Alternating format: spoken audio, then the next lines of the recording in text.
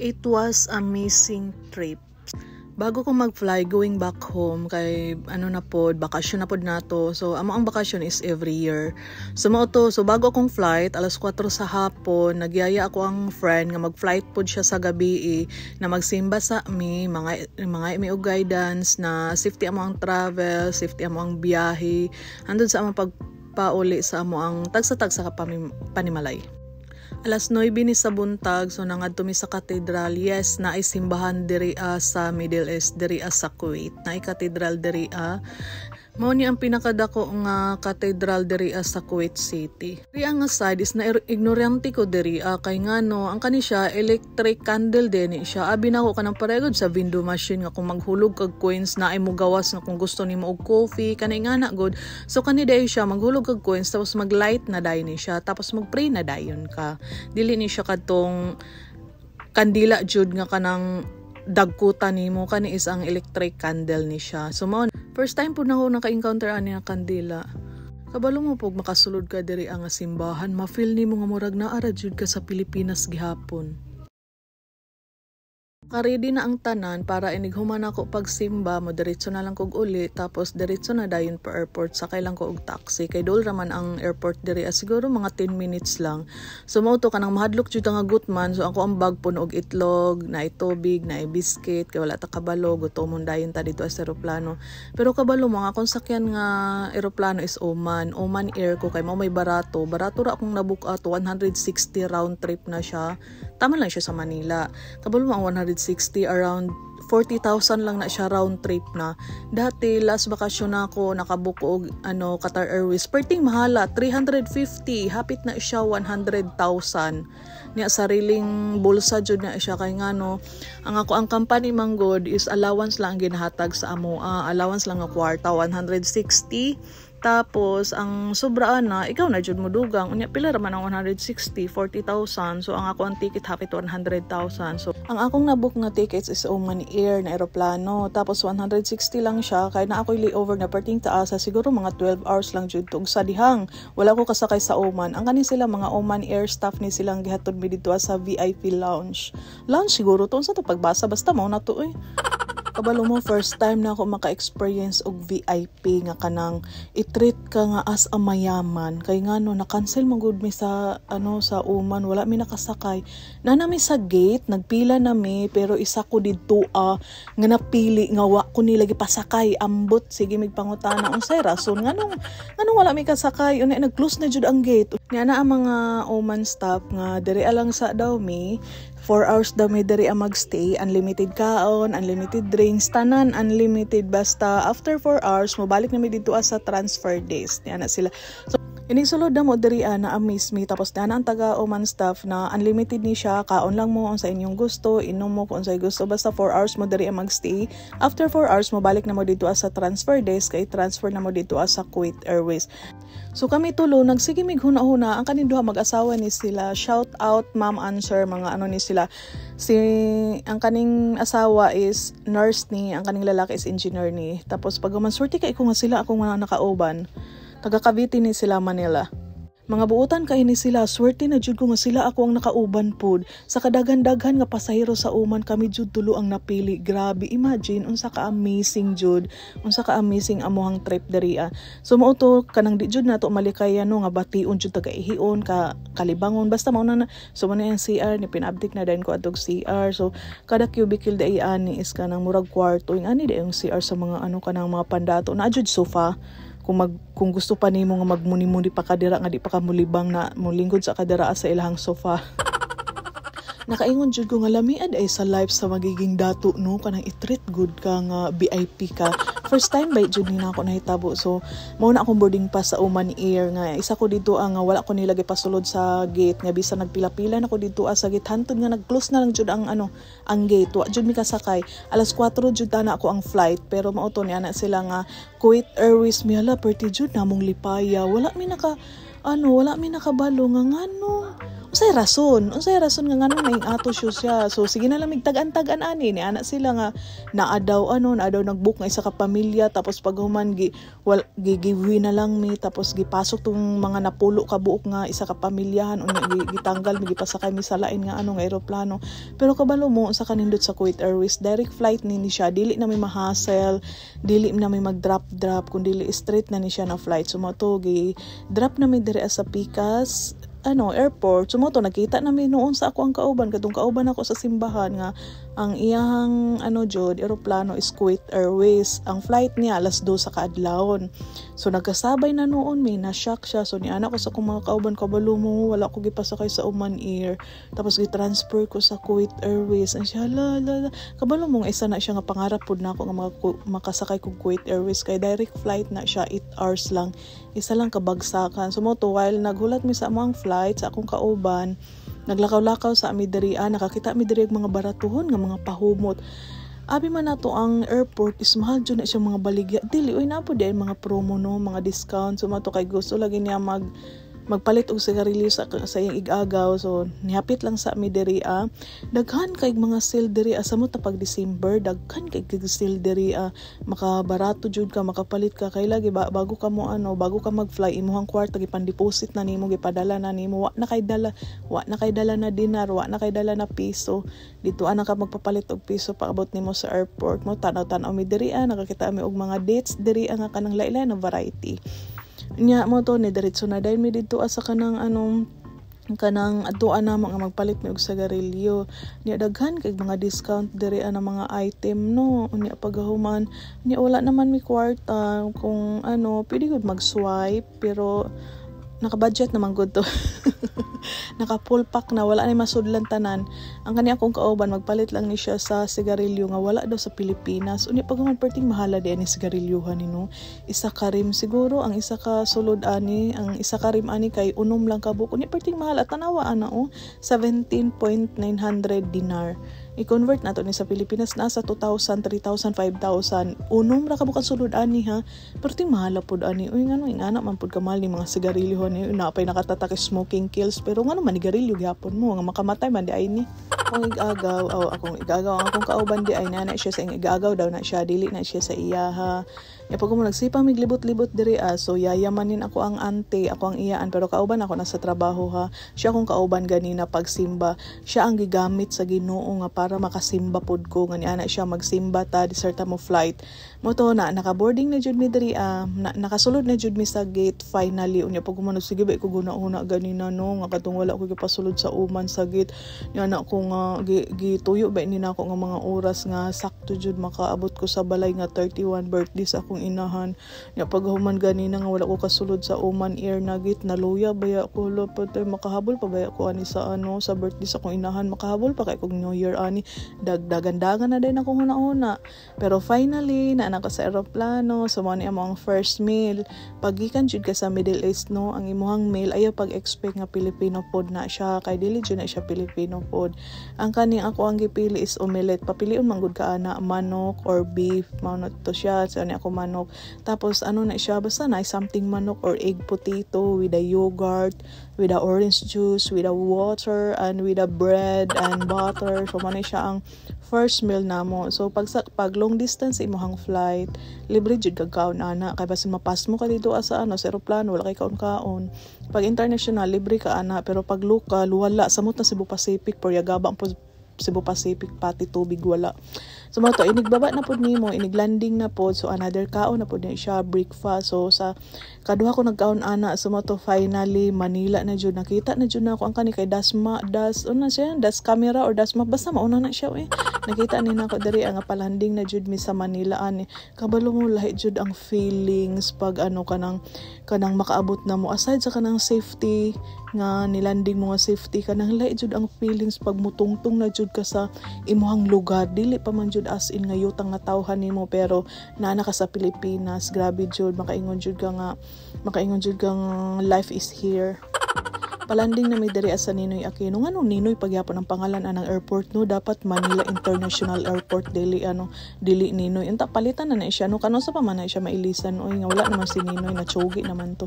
So mo to naa jud mi diri sa airport o mao sila gyapon akong sabay. Unta makita ni nila no ako ang vlog niya ka December kay ni 30 na ni 30 sa gabi imi nangabutan ni kadlaw di ay ni siya unya pagahuman wala pa dili pa tapos ako ang labanan diri sa akong flight kay nagpila na pud ko diri ani pabutuan unya na ni siya sa basement.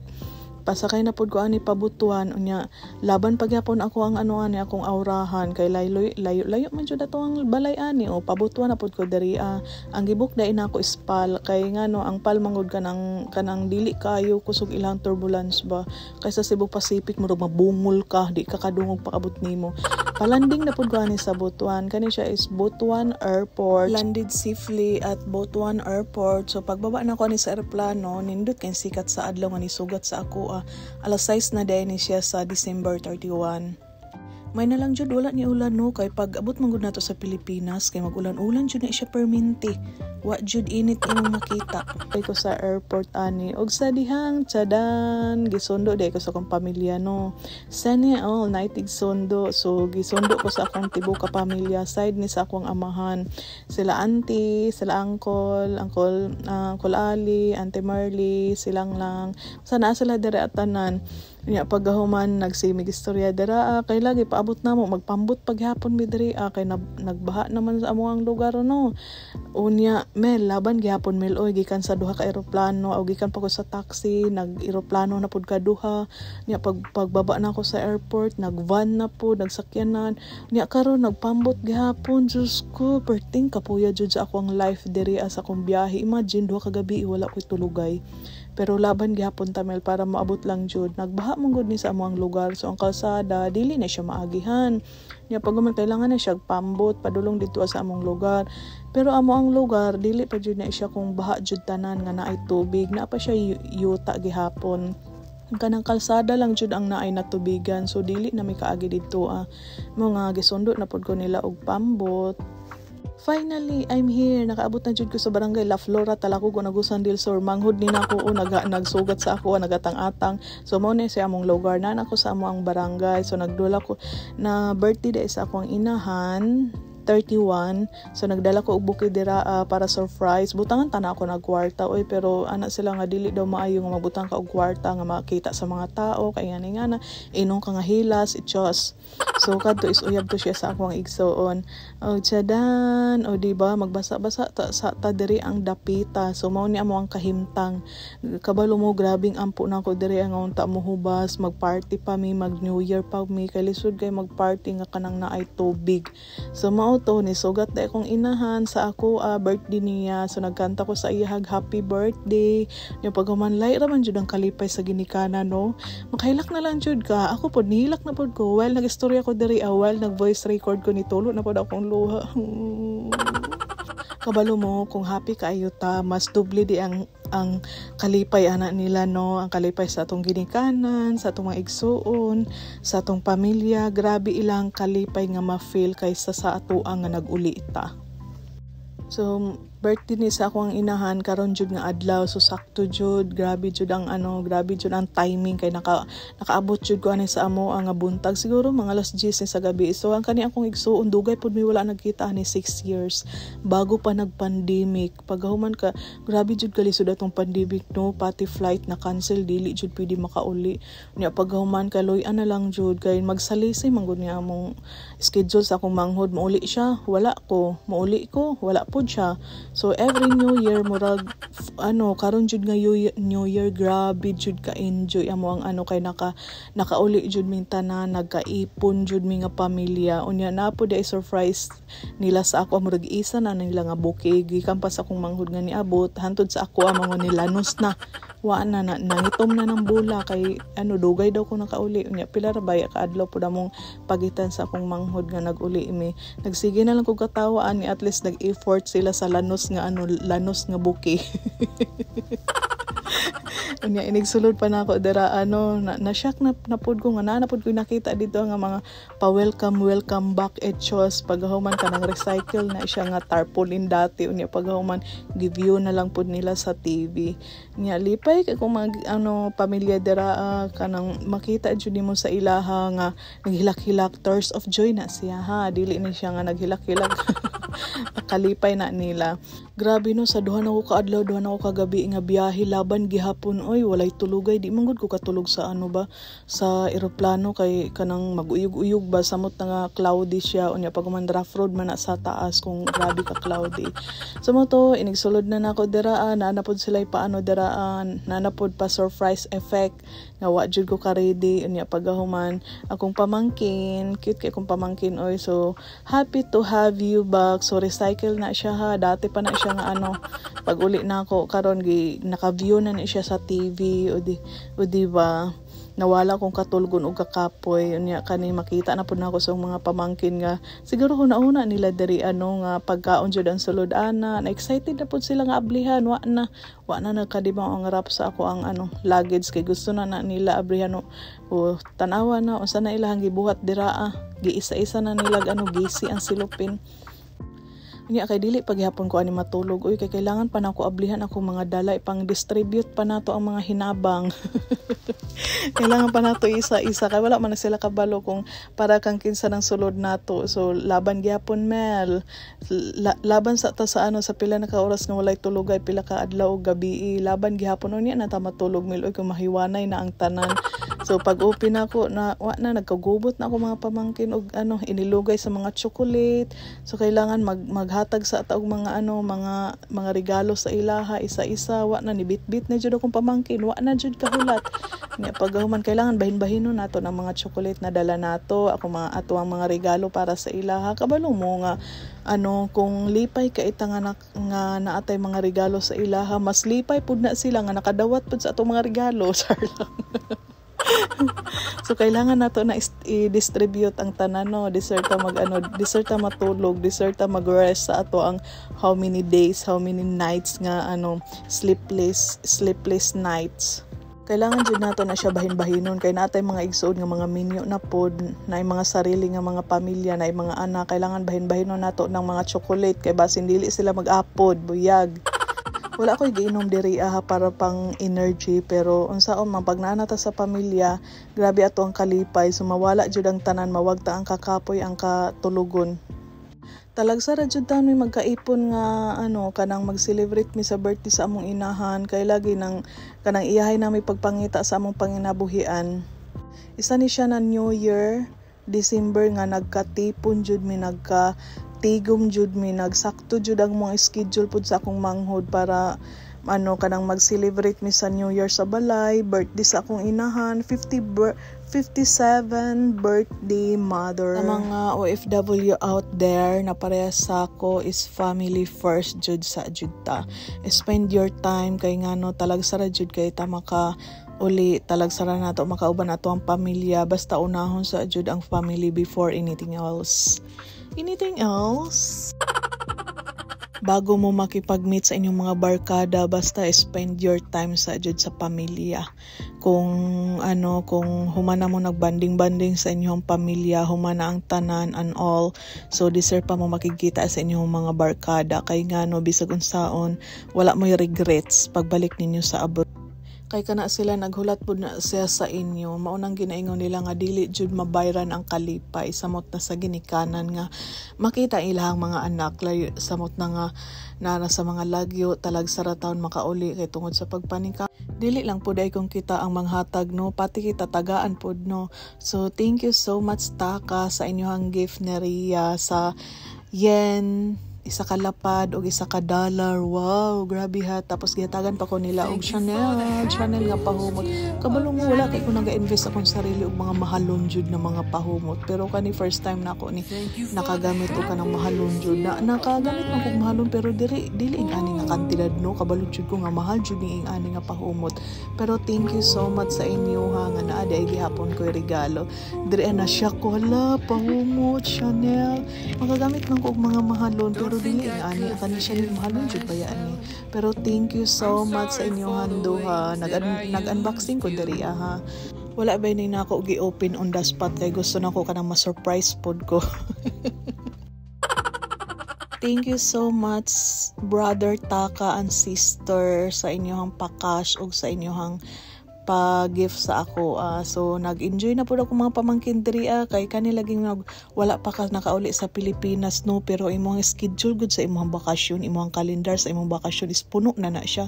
Wala pa ka nakauli, puno na siya og mga schedule. So mo ni ang plano lagi namo kay magbanding na pud. At least kanang once a year lang ba nga maka out of town mo sa imong pamilya. So diri is nag-distribution na pud ko diri sa mga outfit para pandagat kay kailangan dili pud kung kita lang mag-aura no, kita lang ang sexy kaayo pati pod sila oy mag-aura-aura pod na sila o pati ako mga pamangkin dira na ay mga topis unya unsaon man kay nakaiyaan man mo og ano kanang hubadera nga iyaan. So apil pod mo oy hubadera.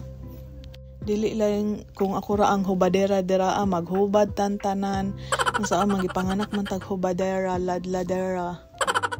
Ano man jud taani nga magligo na pud og dagat, moadto na pud kay sa amo ang lugar layo kay nagdagat, do tubig amo ang palibot pero tab-ang man na siya lahi man jud tong parat jud nga tubig di ba?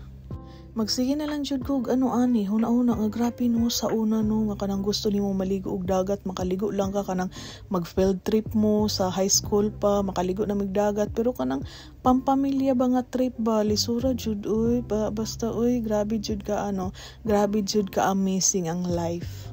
Makaingon na lang jud ko nga life is precious. Na lang jud ka nga saan ka ba bumabangon aside sa imong sarili, idi sa pamilya, chos. So to be continue pa ni siya nga distribution sa mga hinabang no, ikatulo na ni nato nga luggage no sa atong pagpanghatag-hatag kay di sir lagi ta matulog no nga mahiwanay na ang tanan kay December 31 baya ni kailangan hinikayay na sa kusina pero pasalamat kay ko oy nga lahi jud ang naghikay sa kusina kay wa na jud ko'y kusog nahurot na jud akong kusog ani wanay energy di na jud makaya kailangan na jud nako ani mag-rest dariya after sa distribution.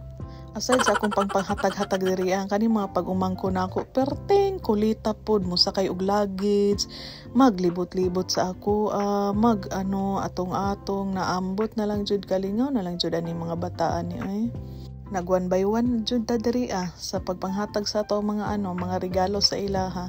Basta ako ay ikaingon sa inyo ha, family first, unahon sa jud ninyo ang pamilya bago jud ang tanan. Mo nga gituyo jud nako nga kada uli nako December jud na siya kay lahi ra jud mag Pasko mag New Year sa Pilipinas kay last year pod naguli ko sa Pilipinas December gihapon to kay ngano ma-feel jud nimo ang kanang ang kanang Pasko ug New Year pag naara ka sa Pilipinas samot na sa diri sa Pilipinas kay madungog jud nimo ang mga buto-buto, ang saba, ang tingog sa kaldero, ang tingog sa silingan, tanan nga saba jud na atanan sa probinsya. Samot kung naan mo sa bukid no. Parehas ako naa nagpuyo sa bukid. Pero kabalo mo kung naa mo sa city karon nagstay, mag-try mo og mag-celebrate mo sa probinsya sa bukid. Sobra jud ka enjoy, grabe jud makaingon jud ka nga this is life jud. Kung sa city manggod ka kay dili nimo madungog ang mga buto-buto, dili nimo madungog kung unsa man mga huni, mga hayop dira Kay naa jud sa probinsya ang amazing life, grabe. Pag naamanggod mo sa abroad, dili nimo ma-feel ang Pasko ug New Year. Samot na diri sa Middle East, wala manggod celebration diri kay Muslim country manggod ni sila. So lahi ilang celebration diri is Ramadan. Ang New Year sa ato is Ramadan diri do na ay fireworks diri maulang pud na pero sa kanang kalingawan nato nasanay manggod ta sa Pilipinas no nagdako manggod ta nga ingana jud ang enjoyment pag New Year Pasko ingana ta mag-celebrate sa ato ang Pasko ug New Year. So mo na makamiss jud kadtong time nga diri ako nagpasko ug New Year di jud kung kalipay ako nabati kun dili kasad naghilak nagtan-aw ka sa Pilipinas ang grabe nila ka-enjoy nagkinaunay na sila laag diri banding didto ingana jud ang sa Pilipinas mo nga kanang naan sa mga abroad grabe jud mo kay strong na amo diri amo nagpasko og New Year pero kung makaya man lang ninyo panguli mo kay grabe jud ka enjoy ang life. So maura to no, see you na pod, bye.